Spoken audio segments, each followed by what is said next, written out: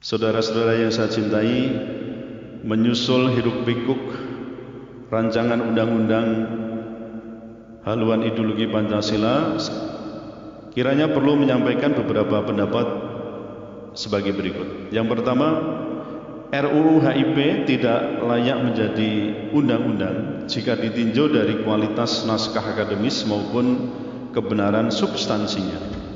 Adanya banyak distorsi teks dan konteks Pancasila di dalamnya itu menunjukkan bahwa ada hidden agenda di balik penyusunan rancangan undang-undang HIP ini. Kecurigaan ini penting mengingat bahaya laten ideologi komunis itu tidak akan pernah lenyap, menyusup segala lini arteri kehidupan anak bangsa. Dyingnya itu akan manifest jika ruang gerak serta situasi dan kondisi siap aksi.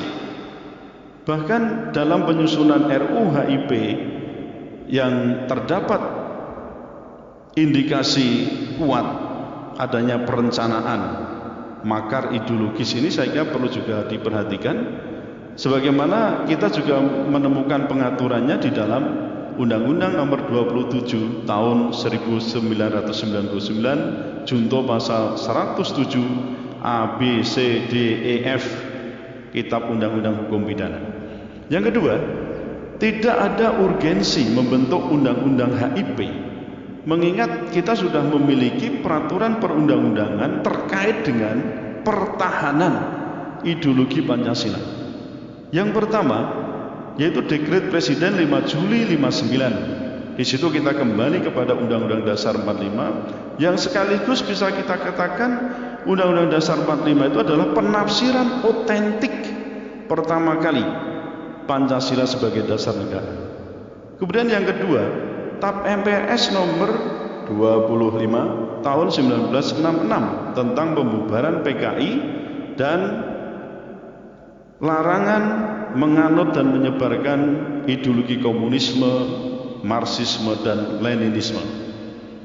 Kemudian yang ketiga, kita juga punya, tadi sudah saya sebutkan, Undang-Undang Nomor 27 Tahun 99 Junto Pasal 107 A, B, C, D, E, F Kitab Undang-Undang Hukum Pidana yang mengatur tentang beberapa makar di situ ya, termasuk di dalamnya adalah makar ideologi atau dasar negara di sini. Nah, yang keempat, kita juga punya TAP MPR nomor 6 tahun 2001. Itu apa? Tentang etika kehidupan berbangsa.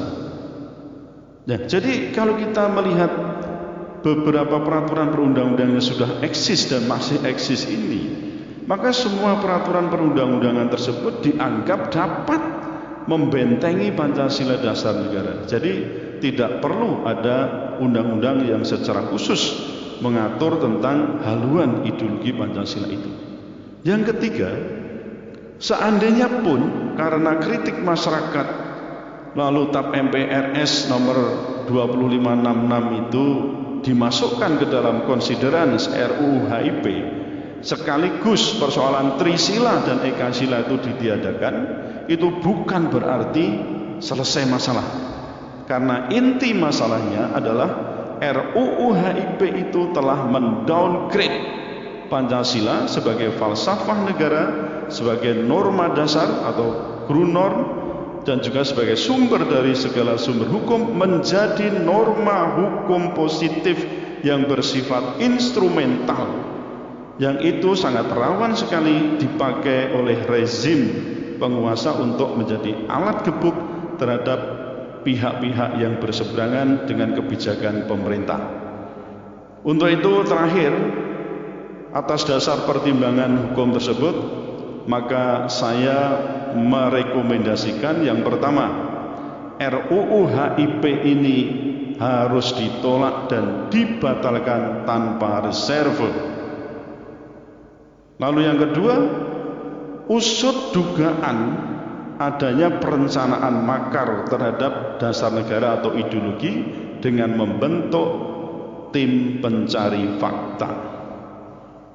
Ini semua kita lakukan demi kita membela ideologi yang dalam hal ini adalah Pancasila, yang setelah kita sepakati menjadi konsensus nasional sebagai dasar negara.